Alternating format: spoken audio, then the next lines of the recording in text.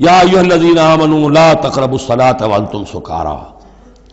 اہل ایمان نماز کے قریب نہ جاؤ اس حال میں کہ تم نشے کی حالت میں ہو۔ اب یہ وہ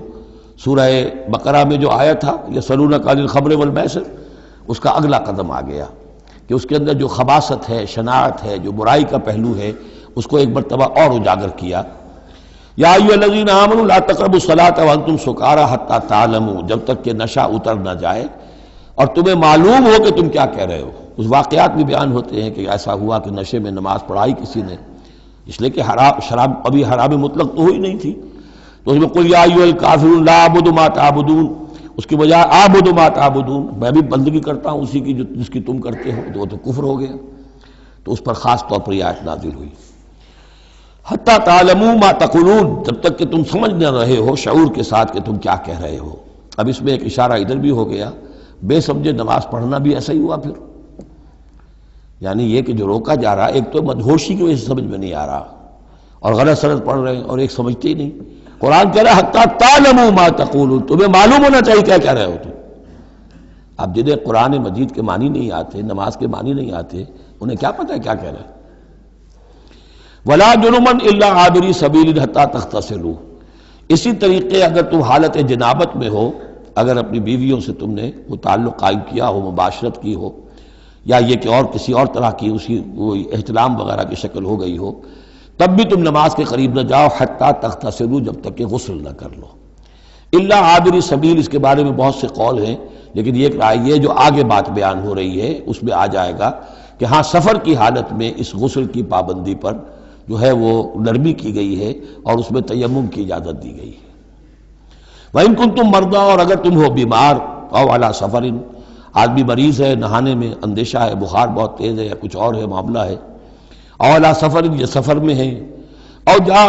احد منکم من الغائط، یا یہ کہ تم میں سے کوئی جو ہے قضاء حاجت کے بعد آیا ہے، او لامستم النساء،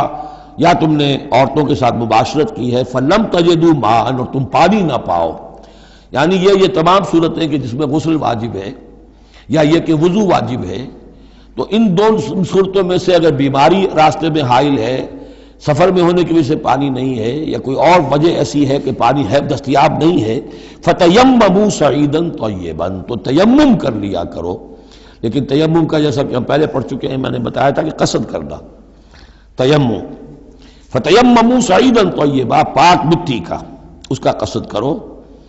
فامسحوا بوجوہکم وایدیکم، اور پھر اپنے چہروں کو اور اپنے ہاتھوں کو اس سے بسا کر لو، بل لو۔ ان اللہ کان عفوا غفورا، یقیناً اللہ تعالی عفو ہے، بہت معاف کرنے والا۔ یہی لفظ ہے جو حضرت عائشہ سے جو مروی ہے دعا لیلۃ القدر کی، اللہم انک عفو تحب العفو فاعف عنی، اے اللہ تو عفو ہے، تو ہے ہی معاف فرمانے والا۔ ان اللہ کان عفوا غفورا، اللہ معاف فرمانے والا، بخشنے والا ہے۔ اب یہاں تک تو یہ سلسلہ آپ نے دیکھ لیا، 43 آیات ہیں کہ جن میں وہی انداز ہے سورہ بقرہ کے، شریعت کے احکام مختلف گوشوں میں مختلف پہلوؤں سے، عبادات کے ضمن میں تیمم آ گیا، اسی طریقے سے وراثت کا قانون آ گیا،